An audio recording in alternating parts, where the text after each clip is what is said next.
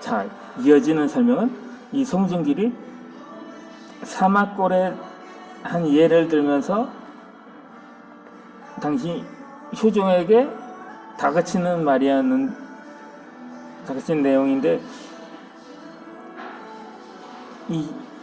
당시 사막골은 전국 시대 때 연나라 소왕이 이 과귀에게 인재를 추천하게 하자 이 과귀가 임금에게 했던 다음과 같은 말에서 유래가 했던 것입니다.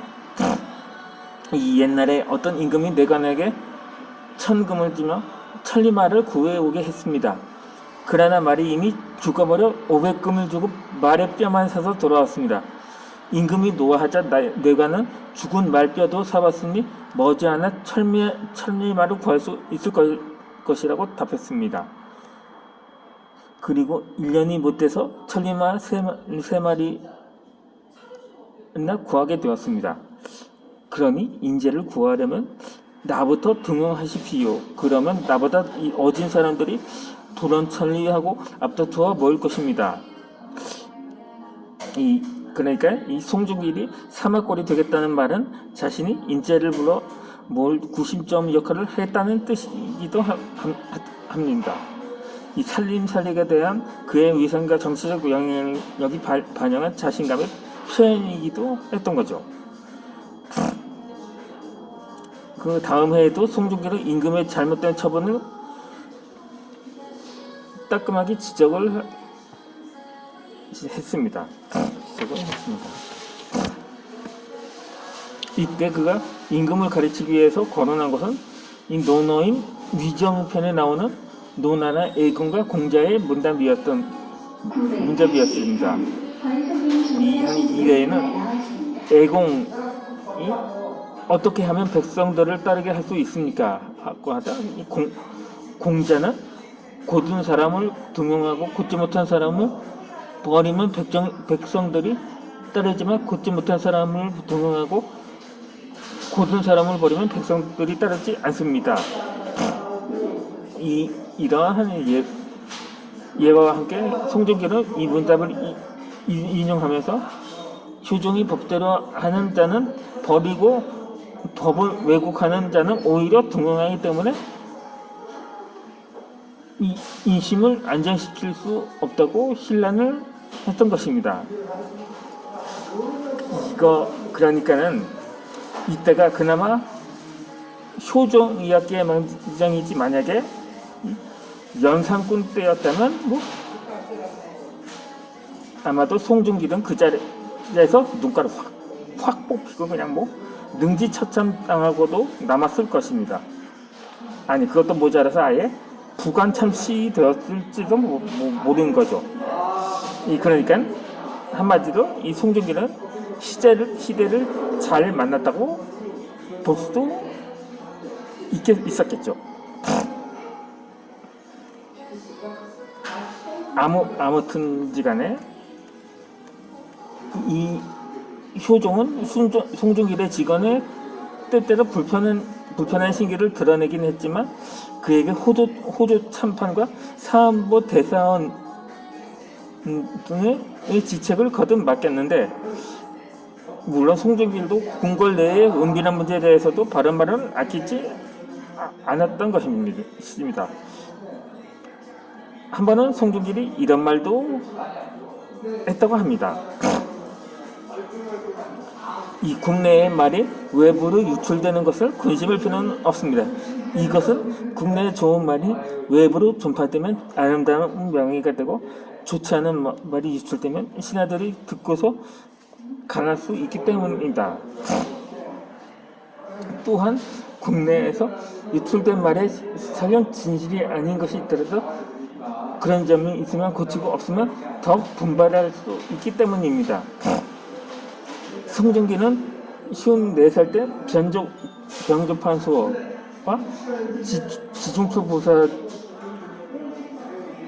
등에 임명되었고, 같은 해 5월에는 효종이 승하고 현종이 즉위한 뒤에는 또 이주 판사에 임명이 됩니다. 이때도 송중기는 현종에게 공궐받게 왕자들과 그 부인들이 인주의 계비인 자의대비의 처소에 절제 없이 출입하면서 며칠씩 궁궐에서 유숙한다는 소문이 돈다면서 이 작은 사랑에 이끌리지 말라고 충고를 하기도 합니다. 그리고 다음해에도 송중기는 임금 및 궁궐 단속과 친인척 문제에 조금도 사심이 없다는 것을 믿지 못하겠다며 임금의 철저한 반성을 요구하게 됩니다. 이 소종이 승하하고 자의대비의 법제가 논란에 휩싸이자 이 송중기는 송시열과 뜻을 같이 하면서 기년복을 주장을 했습니다. 반면에 당시 허목을 비롯한 남인학자들은 효종이 둘째 아들이었지만 왕위를 계승했기 때문에 적장다로 간주해서 3년복을 입어야 한다고 주장을 하게 됩니다. 하지만 이 송중기는 적처의 소생으로 10명의 아들이 있고 첫째 아들이 죽어서 부모가 그를 위해 이미 3년복을 입었는데 이 둘째와 셋째, 넷째에서 여섯째까지 차례로 사망을 했으니 모두 3년복을 입어야 한다면 그처럼 비합리적인 것이 없다고 주장을 하기도 했던 거죠. 1년복을 주장하는 서인의 논점은 효종의 왕위 계승이 체부정에 해당한다는 것이었죠. 이 체부정이란 선왕의 혈통을 이어받았지만 적정자가 아니라는 뜻입니다. 인주에게는 소현제 세자가 적정자였던 거죠.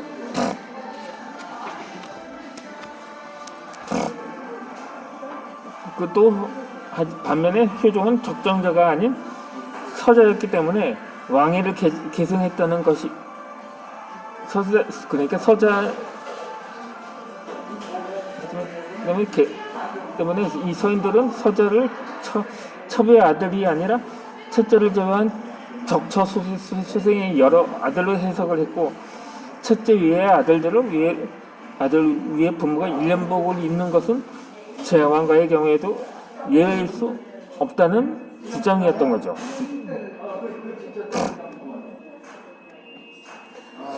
이 계년의 예송을 승리로 이끈 송중기도 이후 또 현종에 의해서 의정부 우천창과 이도 판서 등을 거듭 임명이 되었습니다. 그 사이 그가 한결같이 아랫말은 임금의 과실을 큰일에서 생기는 것이 아니며 작은 일을 소홀히 하다가 마침내 국가를 수습할 수 없는 지경에 이르게 할 수도 있다는 것이었습니다. 이 한 번은 현종이 안지를 핑계로 국사를 소홀히 한 적이 있었습니다. 그러자 송중기는 승조에게 문건을 읽게 하면서 들으면서 사안의 경중과 우선순위에 따라 적절하게 처결하면 된다며 이 임금을 압박하게 하기도 했습니다. 그는 환갑이 되었을 때 현종에게 장주와 송사의 안건들을 쌓아두고 처리하지 않는 병통이 있다며 질책했고 예상했을 때는 현종이 자신의 시행한 조치와 정령 부끄럽게 여기지 않아서 스스로 쓰고 쉬지 않으려는 군주의 태도가 없다고 비난을 하기도 합니다.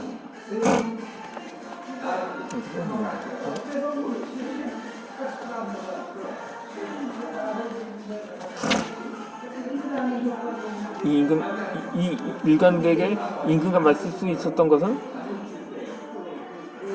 임금에게는 반드시 두려워할 만한 신뢰가 있어야 한다는 소신 때문이었습니다.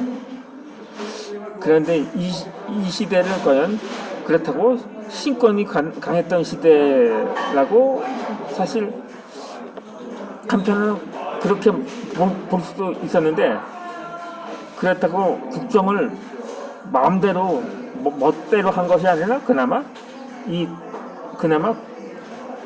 어느 정도 왕권과 적절하게 조율해서 나라에게 나라를 다소 안정시키는 것도 중요한 것임을 이미 알았던 거죠. 그렇게 이 송중길이 마지막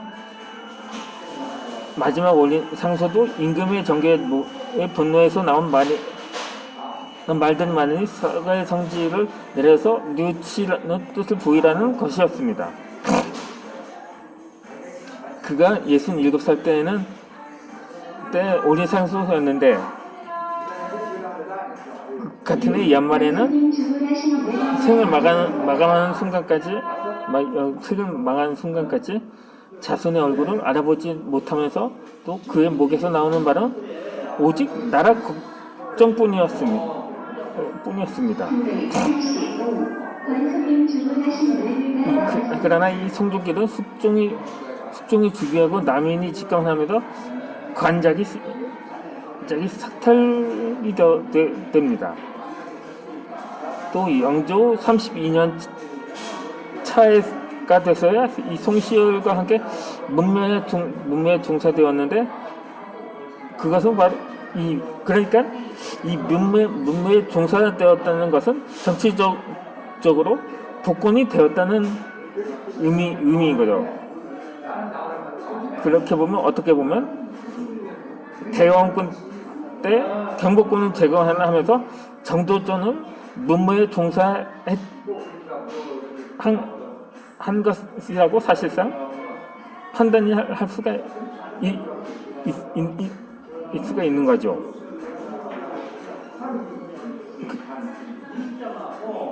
그렇게 이 양송시의 문묘 종사는 노론 독주의 결과이기도 했지만, 독보의 국정농단에 맞선 지식인의 저항 정신을 현청하라는 여망의 반영이기도 했던 것입니다. 그럼 나머지 커피를 마시고 다음 영상을 올리도록 하겠습니다.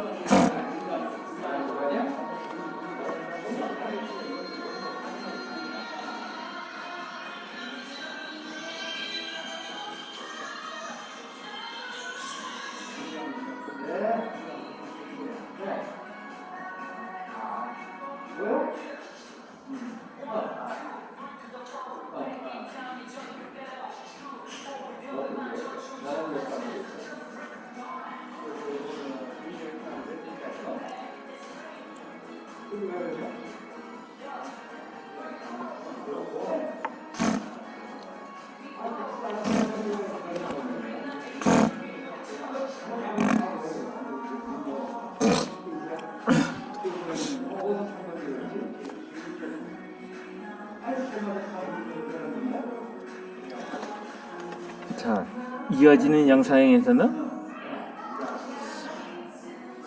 이 송중길과 동반자라고 해도 손색이 없는 신남의 정치가 송시열에 대해서 소개를 해드리도록 하겠습니다. 이게